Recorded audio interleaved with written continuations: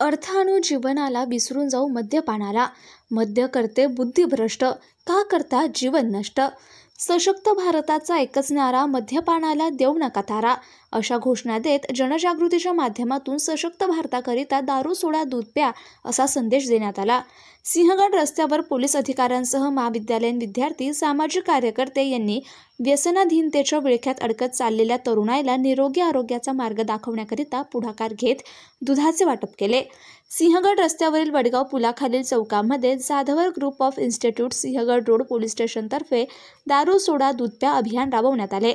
यावेळी सिंहगड पोलीस स्टेशनचे वरिष्ठ पोलीस निरीक्षक दिलीप दायगडे, हवेली पंचायत समिती माजी सभापती प्रभावती भूमकर, निलेश गिरमे, हरिदास चरवड, श्रीकांत सावंत, सारंग नवले, शिवा पासलकर, राणी डफळ, यशवंत मानखेडकर, एकनाथ भूमकर, सुरेश परकड, संस्थेचे अध्यक्ष प्राचार्य डॉक्टर सुधाकर जाधवर, उपाध्यक्ष ॲडव्होकेट शार्दूल जाधवर आदी उपस्थित होते.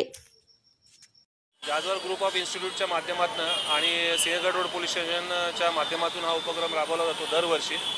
मी यावर्षी प्रथमच या उपक्रमाचा भाग झालेलो आहे. अतिशय चांगला उपक्रम आहे आणि माझा या उपक्रमाला पूर्णपणे सहभाग आहे माझा आणि सपोर्ट आहे. इतिहास बघूनच म्हणजे यापूर्वी जो इतिहास घडलेला आहे ते सर्व इतिहास माझ्यानंतरही वक्त्यांनी सांगितलेलं आहे की इतिहासामध्ये अशी कुठेही नोंद नाही आहे की तुम्ही दारू प्या. आणि जेवढे काही महापुरुष आणि मोठी लोकं जी झालेली आहेत त्यांनी कोणतीही नशा न करताच त्यांनी इतिहास घडवलेला आहे. त्यामुळे हा तरुण पिढीला जो संदेश दिलेला आहे की कोणतीही नशा न करता तुम्ही इतिहास घडवू शकता, मोठे होऊ शकता, नाव कमवू शकता. एक वेगळा आदर्श सरांनी गेल्या 13 वर्षापासून नवीन पिढीला असेल, या भागातील नागरिकांना असेल की तुम्ही नवीन वर्षी सुरुवात जी आहे ही चांगल्या विचारांनी आणि चांगला आदर्श घेऊन करावी, असा एक चांगला विचार सरांनी दिला. आणि मला वाटतं दारू किंवा कुठलंही व्यसन जे आहे ते निश्चितपणे आपल्या कुटुंबाला, आपल्या शरीराला, आपल्या विचारांना मारक ठरतं. आणि म्हणून तुम्ही आपले पूर्वापार जे आपले पूर्वज आहेत त्यांनी सांगितलं की आपण दूध प्या, आपले शरीर आणि मन हे जे आहे ते सुदृढ करा. आणि निश्चितपणे हा आदर्श जो आहे आपल्या पिढीने घ्यावा. तर ज्या पुण्यामध्ये सावित्रीबाई फुलेंमुळं मुलींना शिक्षणासाठी त्या ठिकाणी एक व्यासपीठ त्याच्यामध्ये निर्माण झालं, त्याच पुण्यामध्ये आज मुलींचं प्रमाण हे कुठंतरी व्यसनासाठी मोठ्या प्रमाणावरती वाढतं आहे, मुलांचं प्रमाण हे ड्रग्ससाठी वाढतं आहे.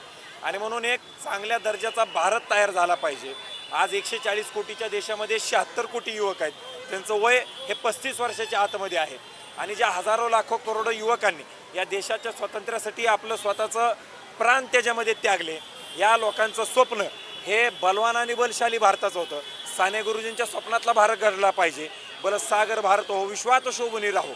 आणि बलवान आणि बलशाली भारत करण्यासाठी म्हणून या दारू सोडा दूध प्या अभियानाचं महत्त्व हे अत्यंत मोठ्या प्रमाणावरती त्याच्यामध्ये आहे. आज हा कार्यक्रम घेत असताना आम्ही संदेश देण्याचं काम करतो की लोकांनी दारू सोडून दूध प्यावं. अनेक लोक याच्यामधून एक दिवसाच्या कार्यक्रमामधून हा संदेश त्यांच्यापर्यंत त्या अवलंबतील का नाही हा भाग वेगळा आहे. परंतु जे लोक येऊ इच्छितात, जे लोक एकदा तरी बाबा मला हे काय आहे हे बघू इच्छितात किंवा ऑकेजनली बाबा 31 डिसेंबर आहे मला काहीतरी आता करायला पाहिजे, या लोकांना या वाईट गोष्टीपासून आपल्याला लांब करण्याचा प्रयत्न हा संस्थेच्या वतीने सांगताना आनंद वाटतो. 1000 लिटरपेक्षा जास्त दूध आज नरे, वडगाव, धायरी, आंबेगाव, सिंहगड रोड या भागामध्ये आपण त्याच्यामध्ये वाटतोय. मोठ्या प्रमाणावरती मुलींचा सहभाग हा त्याच्यामध्ये आहे आणि मुली संदेश देण्याचं काम करतायत. आपल्याला जर शिवाजी महाराजांसारखी मुलं घडवायची असतील तर आपल्याला त्याच्यामध्ये जिजामातासारख्या आपल्याला त्याच्यामध्ये महिला घडवाव्या लागतील. आणि त्या घडवण्याचं काम हे जाधवर ग्रुप ऑफ इन्स्टिट्यूटच्या माध्यमातून आपण त्याच्यामध्ये करत आहोत. समाजामध्ये चांगला संदेश द्यावा, सुसंस्कारित हा भारत देश झाला पाहिजे या उद्देशानं या कार्यक्रमाचं आयोजन या ठिकाणी केलेलं असतं. तर सर्व समाजाला मी एक संदेश देऊ इच्छितो आणि विनंती करू इच्छितो की नवीन वर्षाचं स्वागत आपण सगळ्यांनी पावित्र्यानं, संस्काराचा विचार करून, भारत देशाचा, आपल्या परंपरेचा विचार करून हे स्वागत करणं अत्यंत गरजेचं आहे. आणि सगळ्याला मी शुभेच्छा देतो की येणारं नवीन वर्ष सुखाचं, समृद्धीचं, भरभराटीचं, आनंददायी आणि सर्वांना आरोग्यदायी असं जावं ही ईश्वरचरणी प्रार्थना.